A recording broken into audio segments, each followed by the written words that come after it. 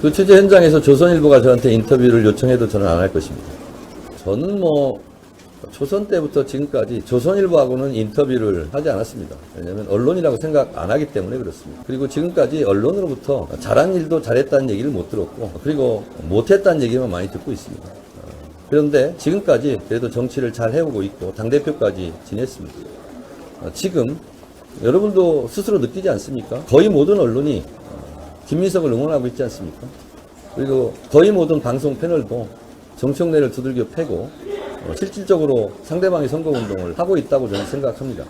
그러나 그런 일이 어제 오늘의 일도 아니고 한 20년 동안 했기 때문에 제가 맷집도 생겼고 굳은 살도 많이 바뀌었습니다. 괜찮습니다. 당원들 보고 제가 전당대회를 하고 있지 언론을 보고 하고 있지는 않습니다. 존경하는 국민 여러분, 사랑하는 당원 동지 여러분, 민주당은 개혁할 때 승리했고 개혁에 실패할 때 패배했습니다. 개혁은 민주당의 정체성이자 민주당의 깃발이자 상징입니다. 깃발이 찢어지지 않도록, 상징이 얼룩지지 않도록 개혁하고 또 개혁해야 합니다. 그래야 총선 대선에서 승리할 수 있습니다. 이재명 대통령과의 의리, 당과의 의리는 정청래가 지킬 테니 당원들께서는 정청래를 지켜주십시오. 검찰개혁은 그저 그런 하나의 개혁이 아닙니다. 나머지 개혁도 과연 제대로 할 의지가 있는지, 똑바로 해낼 능력이 있는 것인지를 가늠하는 개혁의 상징이자 깃발입니다. 검찰개혁은 이재명 대통령의 공약이었습니다. 지난 당대표 임기 1년간 추석 귀향길 검찰청이 폐지되었다, 역사 속으로 사라지게 되었다는 뉴스를 전해드리겠다는 약속을 지켰고, 공소청법, 중수청법을 통과시키고 보안수사권 전면 폐지까지 검찰개혁을 완수했습니다. 그러나 아직 검찰개혁은 끝나지 않았습니다. 수사권이 없어진 대검, 과학수사, 범죄정보, 부서조직을 분리시켜야 합니다.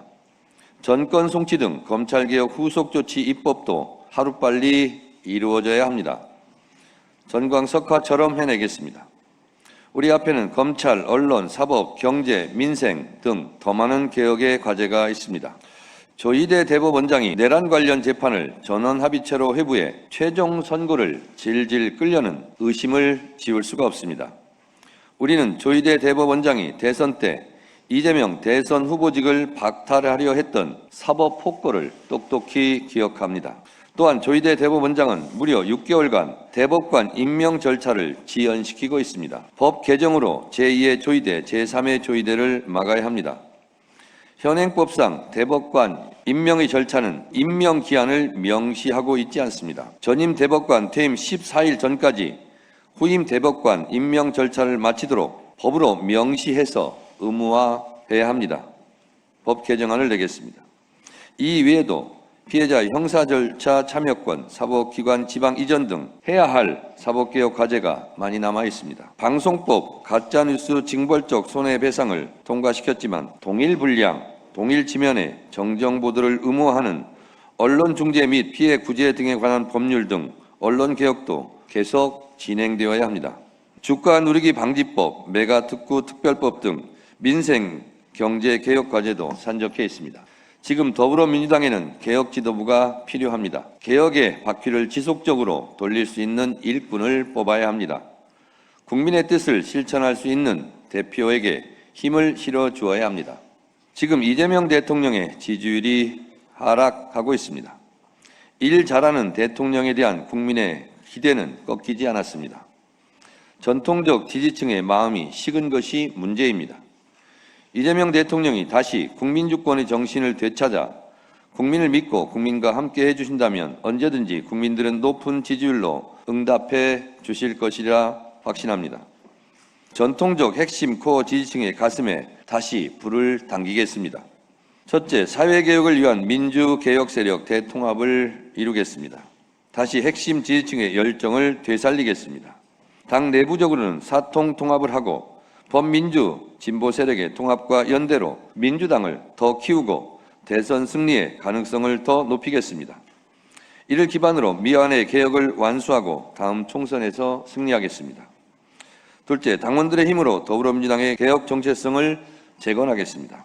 1인 1표제는 국민주권, 당원주권의 본령입니다. 1인 1표제를 흔들려는 어떠한 시도도 막아내겠습니다. 그동안 계파 정치가 외면했던 개혁과 민생을 되찾겠습니다. 셋째, 건강하고 효능감을 갖춘 당정 협력을 구축하겠습니다. 늘 그랬듯이 당정청 원팀 원보이스로 정부를 든든하게 뒷받침하겠습니다. 대한민국 국운이 걸린 3대 메가 프로젝트에 필요한 국회 입법과제를 속도감 있게 통과시키겠습니다. 국민들께서 이재명 정부에 더 큰 자부심을 가질 수 있도록 저와 더불어민주당이 더욱 노력하겠습니다. 존경하는 국민 여러분, 사랑하는 당원 동지 여러분, 이재명 대통령이 역사의 수레를 앞에서 끌면 정청래는 뒤에서 힘껏 밀겠습니다. 이재명 정부가 하고자 하는 모든 일을 위해 더불어민주당은 모든 입법을 회속정처럼 실행하겠습니다. 명실상부한 국민주권정부, 국민을 믿고 국민과 함께하는 이재명 정부가 되도록 강력하게 뒷받침하겠습니다. 명실상부한 당원주권정당, 당원을 믿고 민주당의 가치를 실현하는 개혁정당, 계파정치 타파 사회개혁을 완수하겠습니다. 정청래는 변함이 없습니다. 국민과 당원에게 솔직합니다. 국민과 당원에게 정직합니다. 국민과 당원에게 충직합니다.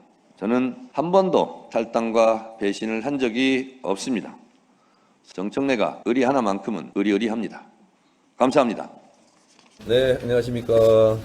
많이 들어오셨네요. 궁금해하시는 거 몇 가지만 질문을 받고 가겠습니다. 어떤 거 얘기하나요? 불법 선거운동 했다는 아, 전화방 의혹이요? 아, 예. 저도 나중에 얘기를 들었는데요. 뭐 이러저런 공방이 있습니다만 그것은 앞으로 클리어하게 정리가 됐으면 좋겠고, 한 가지 자발적 자원봉사자의 봉사활동이라고 그러는데, 그러면 전화를 한 당원 명부가 있을 거 아닙니까? 그것도 본인이 가지고 왔나요? 아니면 누구한테 받았나요? 이 부분에 대해서 저는 좀 궁금합니다. 표심을 확보하는데, 선거운동하는데 왕도는 없습니다. 그저 절실하게, 간절하게 제가 돼야 되는 이유를 당원들께 끊임없이 설명드리는 방법 말고 뭐가 있겠습니까? 메가특보의 주 52시간 예외 적용부가 제시되시면 좀 어떤 식으로 정리하실지. 아주 좋은 질문입니다. 인터넷 혁명보다 10배, 100배 변화 속도가 크고 영향력이 큰 문명사적 대전환인 AI 혁명 시대를 우리가 맞이하고 있습니다. 이런 시대에 윤석열 같은 대통령이 아니라 똑똑하고 컨텐츠가 있는, 통찰력이 있는 이재명 대통령이 대한민국 대통령이라는 것이 너무나 다행이고, 앞으로는 남는 재원을 어떻게 쓸 것인가, 이것이 국가적인 큰 이슈고 논쟁이 될 것입니다. 주 52시간이 모자라서 시간을 연장해야 된다면 그렇게 할 것이 아니라, 노동시간을 연장할 것이 아니라 사람을 늘리면 됩니다. 더 고용하면 되겠죠. 재원도 이렇게 많이 남는데. 그래서 주 52시간은 준수해야 할 것이다.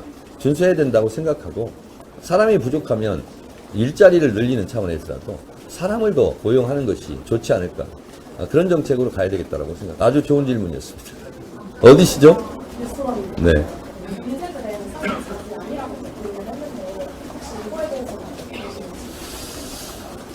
그 논란이 계속되고 있는데요. 뉴시스에서 그냥 공개했으면 좋겠어요. 왜 이걸 안 하는지 모르겠어요. 기자들은 국민들이 알 권리를 위해서, 알 권리 차원에서 여러 가지 것들을 공개하기도 하고, 때로는 뭐 공익 제보를 받아서 폭로하기도 하고 그러지 않습니까? 근데 뉴시스 사진 기자가 누군지 알 거 아닙니까? 저는 이걸 왜 공개하지 않는지, 그게 또 좀 이상합니다. 공개해 주셨으면 고맙겠습니다. 네.